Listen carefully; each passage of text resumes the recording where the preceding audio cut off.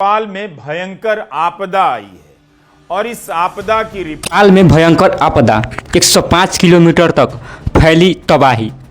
नेपाल में भयंकर आपदा आई है। ग्लेशियर फटने के बाद सिर्फ बर्फ, मिट्टी, कीचड़, चट्टानों का मलबा बहता चला गया है। इससे 105 किलोमीटर लंबे इलाकों में भारी तबाही हुई है। सड़कें गायब हो गई, इमारतें ढह गई, गाड़ियाँ कीचड़ में धंस गई और कई बस्तियाँ पूरी तरह उजड़ गई। जान माल का नुकसान बहुत बड़ा है। आधिकारिक आंकड़े आने में अभी कई दिन लग। जो आप वीडियो देख रहे हैं संभव हुई है हिमालय टीवी और ऑनलाइन केवी कॉम के ग्रुप एडिटर उमेश चौहान की वजह से। उन्होंने अपने चैनल का वीडियो हमारे साथ साझा किया। रिपोर्ट दिवाकर पोखरिया, शंकर पंडित, फोटो पत्रकार कमाल परसाई ने जोखिम भरी हेलीकॉप्टर यात्रा की। रसवागडी से टीवी घाट तक 105 किलोमीटर का रास्ता तय। हेलीकॉप्टर से नजर आ रहा है पूरा इलाका। जो रास्ता कभी सामान्य था अब कीचड़ मलबे से भी बड़ा है। ग्लेशियर फटने के बाद बर्फ, मिट्टी, कीचड़, बड़े बड़े पत्थर बहते हुए आगे बढ़े। उन्होंने सड़कें, पुल, घर, दुकानें और गाड़ियाँ सब निगल लिए। ये रिपोर्टर दिखा रहे हैं कि बाजार गायब हो गए। खड़ी गाड़ियाँ, बसें, ट्रक कीचड़ में धंस चुके हैं। मकान के मकान ढह गए। लोग और बस्तियाँ कहीं नज़र नहीं आ रही। पूरा इलाका मिट्टी में सना हुआ दिख रहा है। कमाल परसोई बार बार जूम करके दिखा रहे हैं कि कितनी ऊंचाई तक कीचड़ पहुंच गया है। पहाड़ के किनारे पर गाढ़ के निशान साफ साफ दिख रहे हैं। इससे अंदाज़ा लगता है कि बाढ़ कितनी तेज और ऊंची थी। एक गांव जिसका नाम टिमरे था वो पूरी तरह गायब हो गया है। रिपोर्टर बता रहे हैं कि बस्ती ही उजड़ गई।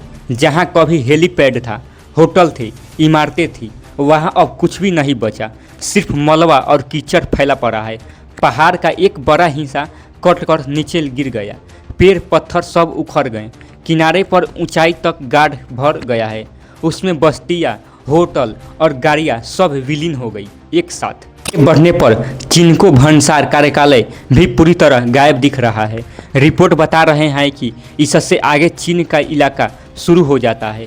वहां जाने की अनुमति नहीं है, इसलिए हेलीकॉप्टर मुड़ रहा है। यह यात्रा आसान नहीं थी। 105 किलोमीटर का जोखिम भरा रास्ता, पहाड़ी इलाका, मलबा और ख़राब मौसम।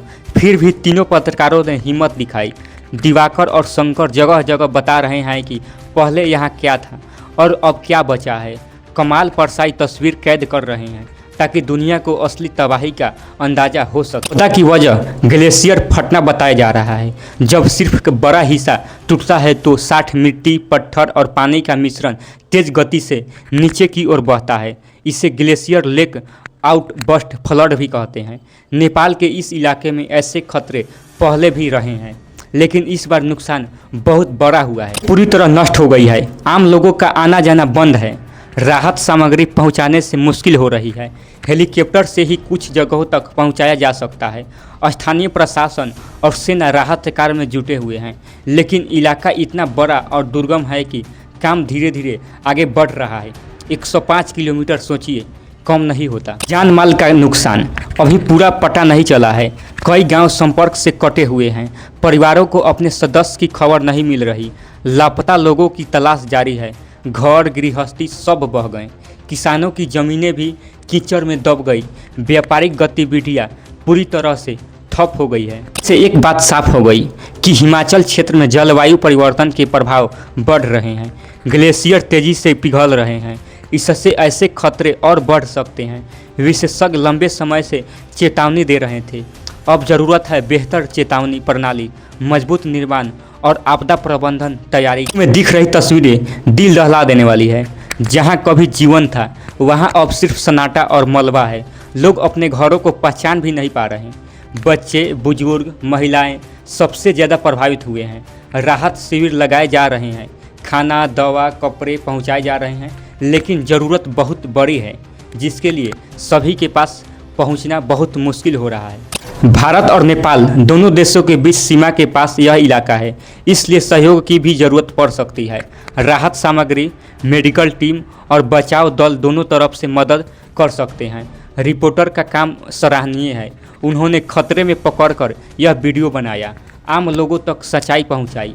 मीडिया का काम यही है, आपदा के समय सच्चाई दिखाना और राहत के लिए आवाज़ उठाना। स्थिति गंभीर बनी हुई है, मौसम खराब हो सकता है और मलबा आने का खतरा भी बना हुआ है। लोगों से अपील की है कि प्रभावित इलाकों में न जाएं, अधिकारियों की सलाह मानें। सरकार को तेज राहत कार्य चलाना होगा, लापता लोगों की तलाश तेज करनी होगी, प्रभावित परिवारों को मुआवजा और मदद देनी होगी, लंबे समय के लिए पुनर्निर्माण की योजना बनानी होगी, सड़कें, पुल और घर फिर से बनाने होंगे। आपदा सिर्फ नेपाल की नहीं, पूरे हिमाचल क्षेत्र के लिए चेतावनी है। प्रकृति के साथ सामंजस्य रखना जरूरी है। अनियोजित निर्माण और जंगलों की कटाई ऐसे खतरों को बढ़ाती है। हिमालय टीवी के टीम का धन्यवाद करते हैं। उमेश चौहान, दिवाकर पोखरिया, शंकर पंडित और कमाल परसाई। इनके साहस की वजह से आप यह तबाही का वीडियो असली सच्चाई आपके आंखों तले दिखाई दे रही है। नेपाल के प्रभावित लोगों के प्रति हमारी संवेदना, उम्मीद है जल्द राहत पहुंचे और स्थिति सुधरे। थी नेपाल आपदा की पूरी तस्वीर। 105 किलोमीटर तक फैली तबाही, गायब होते गांव, धंसती गाड़ियाँ और धंसते कब पहाड़। मुख्य बात यही है, नुकसान बहुत बड़ा है, राहत की ज़रूरत तुरंत और भविष्य के लिए तैयारी जरूरी है। नमस्कार, अगर हमारी वीडियो अच्छा लगा हो तो चैनल को सब्सक्राइब करके, लाइक करके और लोगों तक जरूर शेयर कीजिएगा। तब तक के लिए धन्यवाद।